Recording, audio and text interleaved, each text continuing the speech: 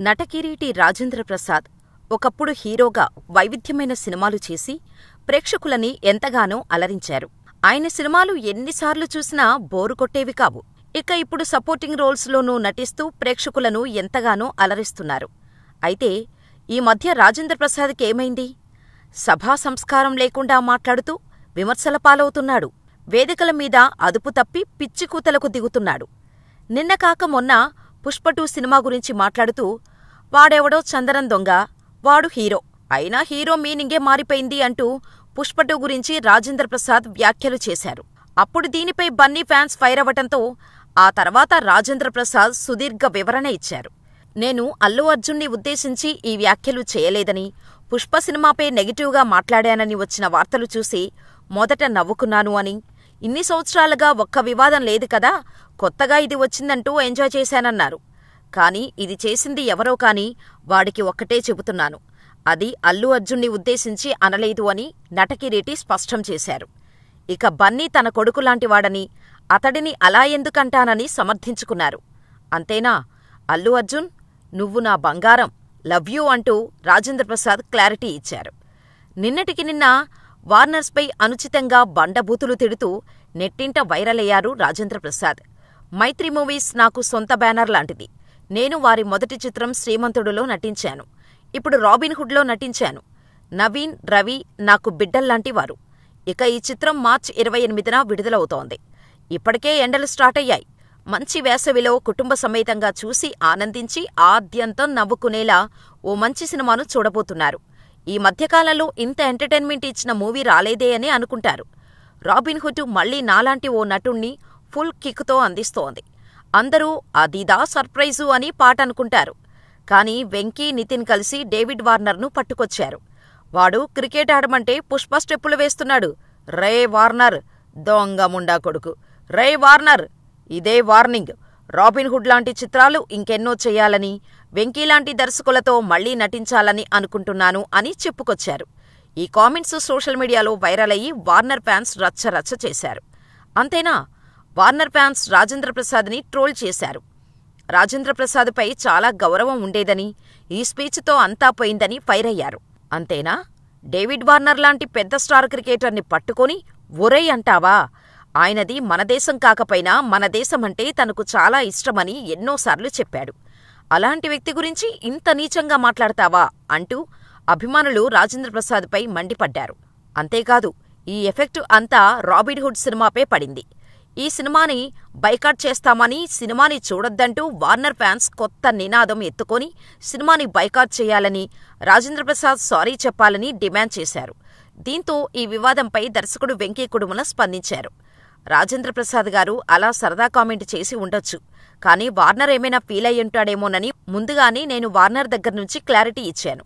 తెలుగు భాషలోని కొన్ని మాటలు ఆయనకు అర్థం కాకపోవచ్చు కాబట్టి ఆయనకి స్పష్టంగా చెప్పాను. ఇది ఫన్ మాత్రమే అని చెప్పగా వార్నర్ చాలా కూల్గా స్పందించాడట. నేను క్రికెట్లో ఎన్నో స్లెడ్జింగ్లు చూశాను. ఇది సినిమాలో స్లెడ్జింగ్ అనుకుంటా. యాక్టింగ్లో ఫన్గా అనిపించింది. ఆయన పెద్దవారు, సరదాగా మాట్లాడారు. రాజేంద్ర ప్రసాద్ గారు సీనియర్, ఆయన చెప్పింది సరదా కామెంటే అని వార్నర్ కూడా లైట్ తీసుకున్నాడని వెంకీ చెప్పారు. అయినప్పటికీ వార్నర్ ఫ్యాన్స్ కంట్రోల్ కాకపోవటంతో రాజేంద్ర ప్రసాద్ ఈ విషయంపై రెస్పాండ్ అయి వార్నర్కు సారీ చెబుతూ వీడియోను రిలీజ్ చేశారు. మొన్న ఈవెంట్లో వార్నర్ గురించి మాట్లాడేటప్పుడు ఓ మాట దొర్లింది. ఆ ఫంక్షనుకు ముందు అందరం కలిసి ఎంతో గోల చేశాం. నితిన్, వార్నర్ను నా పిల్లల్లాంటోళ్ళని అనుకున్నా. అంతేకాదు, నువ్వు సినిమాల్లోకి వస్తున్నావు కదరా, నీ సంగతి చెబుతా అంటే దానికి వార్నర్ మీరు క్రికెట్లోకి రండి, మీ సంగతి చెప్తా అన్నాడు. అలా చాలాసేపు సరదాగా మాట్లాడుకున్న తర్వాత స్టేజ్ ఎక్కి మాట్లాడేటప్పుడు నా నోటి నుంచి ఆ మాట దొర్లింది. I love David Warner, I love his cricket. మేమంతా ఒకరికొకరం బాగా క్లోజ్ అయ్యాం. అయినా జరిగిన సంఘటన ఎవరినైనా బాధ పెడితే క్షమించమని కోరుతూ ఇంకెప్పుడు ఇలాంటివి జరగకుండా చూసుకుంటాను అని సారీ చెప్పారు రాజేంద్ర ప్రసాద్. ఇంత జరిగినా రాజేంద్ర ప్రసాద్లో మార్పు రాలేదు. ఇంకా నోటి దురుసుతనం పెరిగింది. డైరెక్టర్ ఎస్వి కృష్ణారెడ్డి జన్మదిన వేడుకలకు హాజరైన సందర్భంగా రాజేంద్ర ప్రసాద్ మాట్లాడిన మాటలు యమ వైరల్గా మారాయి. వేదికపై టాలీవుడ్ సీనియర్ నటుడు, వ్యాపారవేత్త మురళీమోహన్ వంటి వారు ఉన్న వేదికపై రాజేంద్ర ప్రసాద్ పచ్చి బూతులతో తన ప్రసంగాన్ని సాగించారు. ఓ ఉదాహరణ చెబుతూ అప్పట్లో కమెడియన్ అలీని పట్టుకొని లం కోడక ఎటు వెళ్ళావురా అనేవాడినన్నట్టు అందరి ముందే అనడం షాకింగ్గా మారింది. అంతమంది ముందు ఆ మాట అనేసినా సరే అలీ మాత్రం మౌనంగా ఉండిపోయాడు. అంతేనా? ఆ తర్వాత స్పీచ్ కంటిన్యూ చేస్తూనే, మీరందరూ వస్తున్నారని నాకు చెప్పలేదు, రాకుంటే నేను మిస్ అయ్యేవాడిని, ఎరా అచ్చన్నా బయటికి రా, నీ సంగతి చూస్తా అంటూ ఫైరింగ్ మీద కనిపించాడు. ఇక అలీగాడు ఎక్కడున్నాడు అంటూ ఓ బూతు పదం వాడి, ఇదంతా మనకు కామనే అని అన్నాడు. అంతేకాదు, సభకు వచ్చిన ప్రేక్షకులపై కూడా అసహనం వ్యక్తం చేశారు రాజేంద్ర ప్రసాద్. తాను అంతకుముందు రోజు ఎన్టీఆర్ అవార్డు అందుకున్న విషయాన్ని ప్రస్తావించగా ఎవరూ చప్పట్లు కొట్టలేదు. దాంతో ఏంటి మీరు చప్పట్లు కొట్టరా అని అడిగి మరీ చప్పట్లు కొట్టించుకున్నారు. మీ అందరికీ బ్రెయిన్ పోయిందా అని చప్పట్లు కొట్టకపోతే సిగ్గులేనట్టే అంటూ అసభ్యకరంగా మాట్లాడాడు. ఈ మాటలపై విమర్శలు రావటంతో షష్ఠిపూర్తి సినిమా సక్సెస్ ఈవెంట్లో మాట్లాడుతూ, ఇటీవల కొన్ని ఫంక్షన్లలో నేను గబుక్కున మాట్లాడుతున్న మాటలను తప్పుగా అర్థం చేసుకుంటున్నారు. అది మీ కర్మ, మీ సంస్కారం మీదే ఆధారపడి ఉంటుంది. అందుకు నేనేమీ చేయలేను. నేనైతే ఇలాగే ఉంటా, సరదాగా ఉంటా అంటూ జవాబిచ్చారు. ఇప్పుడు ఈ వీడియో సైతం నెట్టింట వైరల్ అవుతూ రాజేంద్రుడిపై విమర్శల వర్షం కురుస్తోంది. ఈ క్రమంలో రాజేంద్ర ప్రసాద్ అలీని ఉద్దేశించి అనుచిత పదజాలంతో మాట్లాడిన వీడియో విషయంపై అలీ స్పందిస్తూ, నిన్న కృష్ణారెడ్డి గారి పుట్టినరోజు సందర్భంగా రాజేంద్ర ప్రసాద్ గారికి మాట తూలింది, సరదాగా అన్నారు. దీన్ని తీసుకొని మీడియా మిత్రులు వైరల్ చేస్తున్నారు. ఆయన మంచి ఆర్టిస్ట్, ఆయన దుఃఖంలో ఉన్నారు. ఇటీవల కాలంలో ఆయనకు అమ్మలాంటి కూతురు చనిపోయింది. అందుకోసం ఆయన కావాలని చెప్పింది కాదు. కావాలని ఈ విషయంలో రచ్చ చేయకండి. ఆయన పెద్దాయన. రాజేంద్ర ప్రసాద్ ఇటీవల తన కుమార్తె గాయత్రి మరణంతో భావోద్వేగ స్థితిలో ఉన్నారని, ఆయన మానసిక స్థితిని అర్థం చేసుకోవాలి అని అలీ క్లారిటీ ఇచ్చారు. ఏదేమైనా ఒక నటుడిగా రాజేంద్ర ప్రసాద్కు ఎనలేని అనుభవం ఉంది. మరి ఆ అనుభవమంతా ఎటుపోయింది?